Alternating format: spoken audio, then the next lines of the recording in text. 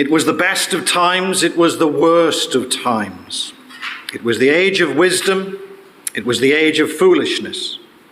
It was the epoch of belief, it was the epoch of incredulity. It was the season of light, it was the season of darkness. It was the spring of hope, it was the winter of despair. So begins Charles Dickens's novel, 1859, A Tale of Two Cities, prompting, I'm sure, most first-time readers to say, all right, Charlie boy, make your mind up. I don't know whether you did that, but there we are. So in many ways, Dickens could have been writing an introduction to the book of Ecclesiastes. You could make a strong case even for saying that the book of Ecclesiastes is today's most relevant Bible book. Why? Well, because it asks a very pertinent question. The question that hangs over us in this whole book is this: is there life before death? Is there life before death? Ecclesiastes is a strange book to find in our Bibles, you might think. It's been suggested that it's a favourite of agnostics and even atheists who, overlooking its purpose completely, love to quote snippets of it to try and prove their melancholic, fatalistic errors and ideas. And indeed, Ecclesiastes is a markedly different book to others found in the Bible. The writer, despite having all the power, wealth, health, women, wisdom that any man could ever hope for, is found to express how true satisfaction eludes him all the time. And he's a man who's never satisfied. You could say this book, therefore, explores mankind's search for meaning in life and satisfaction. And it traces the search for happiness in a number of areas. You could say science and philosophy, pleasure, materialism, religion, wealth, morality, just to name a few of the book's subjects. In his introductory thoughts to this book, the wonderful Trevor Knight asserts, commenting on other Old Testament wisdom literature, that whilst Job teaches it is possible to have piety without prosperity, Ecclesiastes teaches it's possible to have prosperity without piety. And he goes on to say, the book of Psalms teaches it's possible for one of God's people to reach the heights of joy and praise. Ecclesiastes shows it's possible for one of God's people to backslide to the depths of morbidity and gloom. How true that is. We're going to take a journey then through Ecclesiastes over the next few weeks. In his book, 1995, Michael Green, a book called Critical Choices, he quotes an unnamed teenage girl who wrote some anguished thoughts. This is what this teenage girl once wrote. Why am I here? What have I done? Why was I born? Who cares about me? I am me. I must suffer because I am me. Why do we live? For love? For happiness? Why should I not commit suicide? I hate this world. I hate my parents and my home. The why I do not know. I searched for truth, but I only found uncertainty. I was thwarted in my search for love. Where can I find happiness? I do not know. Perhaps I shall never know. Now, you'd have to have a heart of stone, wouldn't you? Not to be moved by those sentiments. And I suspect such angst-ridden thoughts are not uncommon all around us today. And I would venture to say they are probably increasingly common in a society that continues to unravel the way ours does. What may come as a surprise, however, is that we might say we could read similar words like this in our Bible and in this book of Ecclesiastes, which at first appears to be some sort of long variation, you could say, of those same despairing themes of this troubled teenager. Ecclesiastes has a contemporary ring about it. It chimes in with many modern writers and thinkers today, and even, I would say, the thoughts and feelings of the ordinary man and woman in the street. Life is disappointing, people find. Life is frustrating. It's full of contradictions. So much is expected and so little is delivered. And yet, at the same time, life has so much to offer. Many things that make it worth the living for sure. So this is our world that we're reading of here.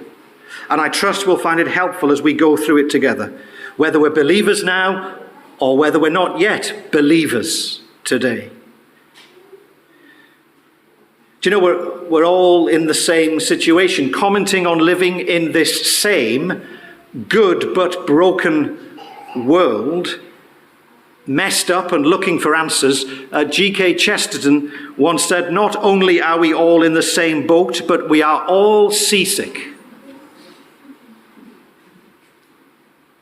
Seeing things properly, taking time to look at life squarely in the face is necessary. And that's the fundamental point we need to bear in mind when we come to a book like this. Do you know, it's not a matter of approaching life with all its beauty and all its ugliness with our own ideas. Because often our spectacles are faulty, rose-tinted or fractured, whatever you may have. We can't airbrush away what we think is inconvenient.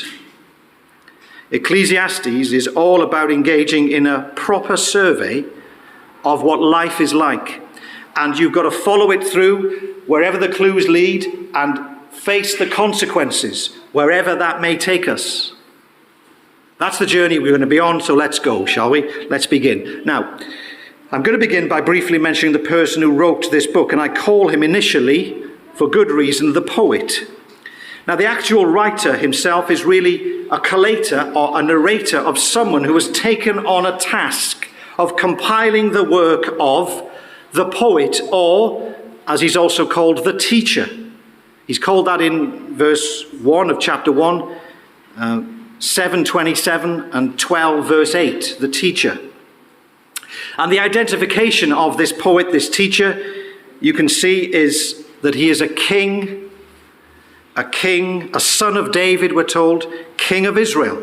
And this puts us in mind with other things that are said of the great king Solomon, the teacher par excellence. Now, it's true some scholars think it may not be him, it may be a later king, but whoever it is, he's a chip off the old block, whoever this teacher is, if not Solomon. Regardless of who this teacher is, these thoughts are of a king, someone who's in the center of life, central to the life of Israel. Let's rest there at least. And he gives us his thoughts in a very poetic way. He conveys his ideas very cleverly. He circles around themes beautifully. He appears contradictory at times in what he says. Poets do that. They use nuance, they use ambiguity, they use irony and metaphors all the time. All tools of the poet's trade are before us in Ecclesiastes. Dickens does it, doesn't he? Best of times, worst of times. Come on, we say. You can't have it both ways, Charles. But this writer says, yes, you can. Because that is what life is like. And that's the proposition then we come to in this book. You may recall that we touched on this proposition briefly last week. The opening phrase in this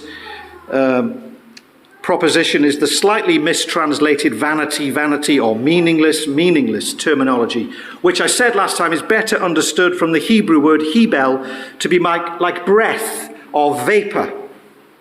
Something that's characterized by a fleeting bubbles and smoke, one writer calls it, idea of life. This writer says that if you were to take a pair of spectacles, and some of you with glasses often do this, and breathe on them, you get a mist, a thin veil of mist on your glasses, but not for long. You can see it disappear, and it's gone. And he says that's what this writer is trying to convey when he uses this word. Really, he's saying it's here today, gone tomorrow. And that's the proposition. And in this proposition, he unpacks it for us with other phrases he uses. We need to just touch on them briefly. Firstly, the name, or the word, shall I say, a profit or gain, which is used in verse 3. The more people seem to strive, the writer says, the more they seem to lose. We strive to get everything, and the more we strive, the more we lose everything. That's what he's saying there. He also mentions this term, under the sun, which I touched on last week. It's also there in verse 9. It's employed to show that this is true wherever you go. You can't go abroad and find life fundamentally different than what we know it to be. These things are true of mankind, wherever they live. And yet, as I said last week, our lives are blessed and touched by this common grace that God gives to all who are living. Things that bless our lives, things that give us joy. So putting all of that together, what can we say? We can say this: life, so the teacher says, it can seem like chasing after smoke and bubbles. You know, those soap bubbles that you can chase around in a garden and you catch it and it's gone straight away. Really, the teacher is saying, listen, we're all going to die. It shouldn't come as a shock, I hope, to anyone this morning. God gives us the days of our lives to eat, to find enjoyment, wealth, work, our very spirit and breath. And these truths the teacher challenges us to see are the realities that we are to hold on to if we're going to live wisely in this kind of world.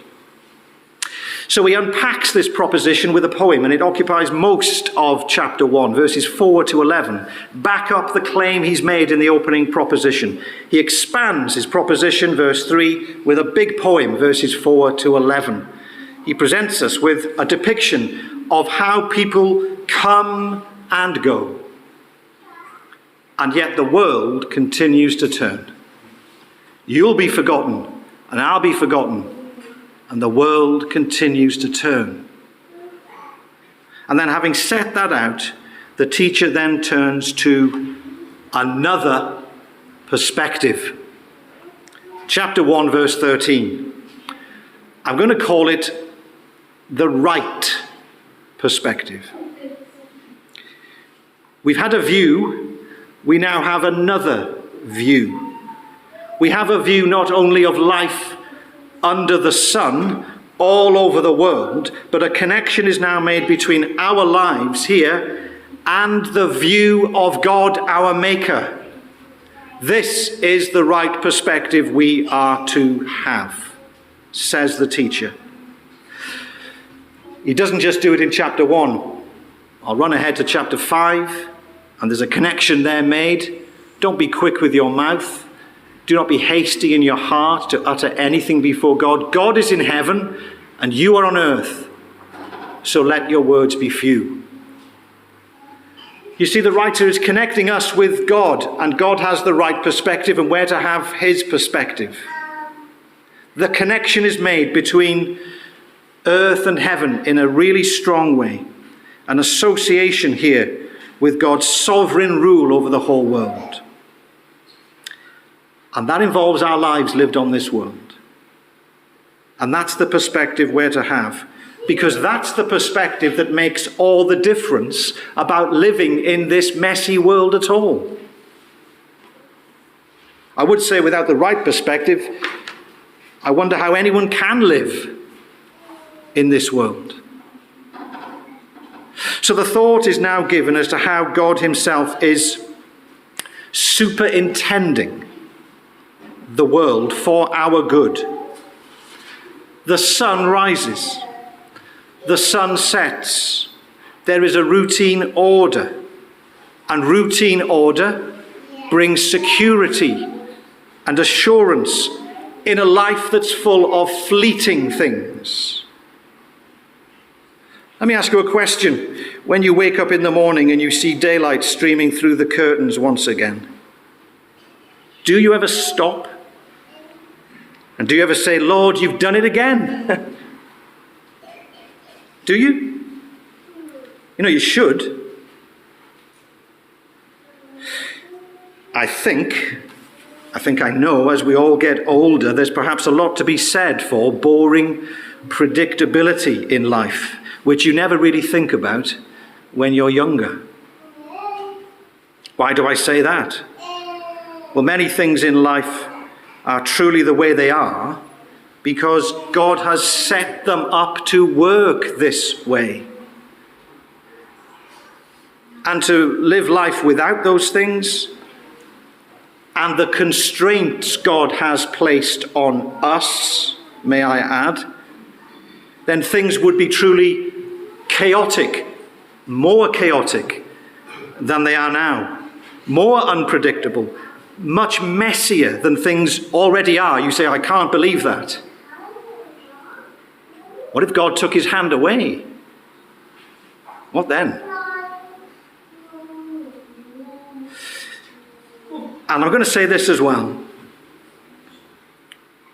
Though we live in a broken and a fallen world, which is caused by our collective disobedience and our personal disobedience towards God, but for his restraining hand, the common grace which he freely gives, then things would be more evil today, more unbearable, more grim than they are right now. Now that's a thought we need to grasp. And in grasping it, we need to say, thanks be to God for his great mercy and his great love. Friends, I started with Dickens, and I want to begin to draw things to a conclusion with a misappropriation. We're to have right expectations in life. Right expectations. I'm conscious here that we're coming full circle from where we started, because we need to acknowledge, and we do, there is a deep sense of frustration in life, and we feel it and we know it.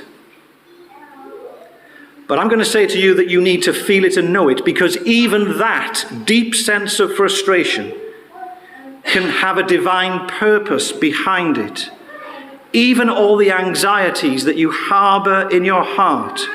Why do I say that? Well, because when it is most that we feel like this, perhaps then our Maker is giving us the opportunity we haven't seized yet to seek him, to search for him, to long for him, to have the right and proper perspective now for the course and the goal of our lives. Right expectations should lead us to stop and think. Stop and think, says the teacher. Do you feel frustration in your life? Is there a deep longing that you have, a sense of being unsettled? Are you never fully at peace? That's the idea we began with. And I want to ask you now, why do you think this is? Why do things not seem right in your life? Well, have you considered this? that your feeling of frustration and unease could itself be the work of God in your life. He's laying something on you for deliberate effect. Stop and think. Stop and think. Friends, if you feel like that young girl I mentioned a few minutes ago, then I would venture to say that maybe God is dealing with you right now. I think he was speaking to her. He could be speaking to you. Why would God do this? Well, surely it's because if we are unsettled by God, then we might also seek after God, asking the big questions of life of God. Like, why am I here? And what's the purpose in life? Immanuel Kant, the great Enlightenment philosopher, summed up the 4 big questions of life like this. What can we know? What must we do? What can we hope for? What is man?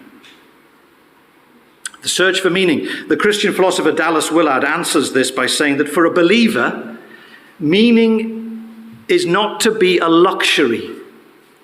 Rather, he says, it's a kind of spiritual oxygen that enables our souls to live. We need meaning, and we must find it.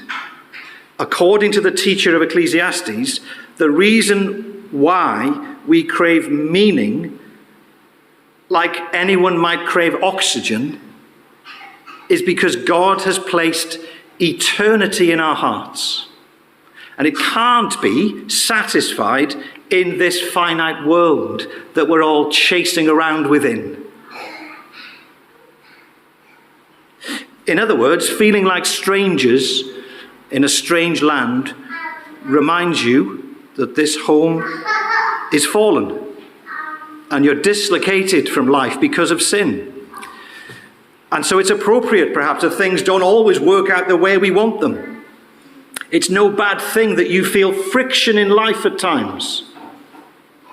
It's no bad thing that there are tensions in your experience at times. Or that we come to realize that this world is a mixture of the good, the bad, and the ugly. All of it comes under God's sovereign sway.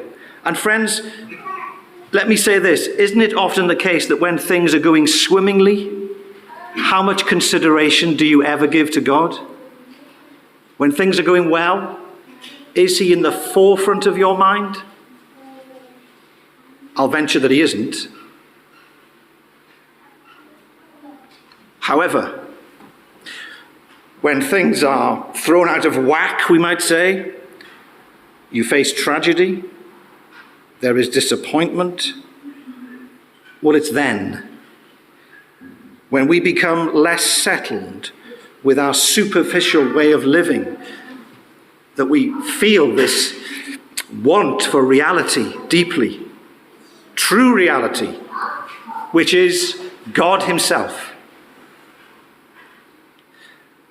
And that's when we come to know him, our rightful, loving, wise ruler, who doesn't always explain himself, because, quite frankly, he doesn't have to. Our lives, then, are to be seen as having a purpose, one that's shaped by knowing, loving, and serving the one who made you, and enjoying the things of life as the gifts he's given us. True gratitude being given, of course, to the giver. That's the conclusion, you know, spoiler alert, when we race to the end of the book and we find in Ecclesiastes 12 verse 13 that the teacher gets there. You see, this whole book is saying there is an alternative to self-fulfillment. What is it? It's the pursuit of a God-centered life. So in short, the teacher of Ecclesiastes is concerned with enabling people to have, as I say, right expectations If we expect most of life to be plain sailing, we are going to be disappointed in life. If you think there will be no knocks, no pain, you're going to be very disappointed. If you expect government, work, school, religion to solve everything, you're going to feel very, very let down.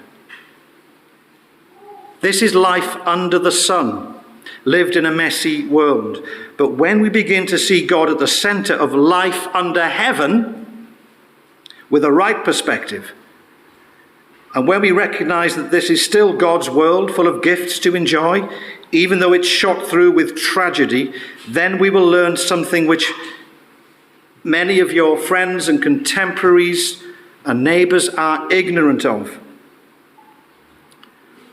We may find true contentment in life. How many of your neighbors have got that right now? I don't know them, so I can point. We're not to have a stoic resignation before the world. What I'm calling for is living a life which still involves struggle and it still involves questions. But it's about a life lived in the knowledge of God's eternity and all the limits that he has set for us. So if you want honest answers to honest questions, we're going to ask the teacher in Ecclesiastes to be our helpful guide for life. And make no mistake, life has highs, life has lows, blind alleys, dark moments, when only patches of God's light are coming through. But one thing is sure, as we go through this book together, just like life, our journey will not be a dull one. I can promise you that. That's it for chapter 1 this week. Amen.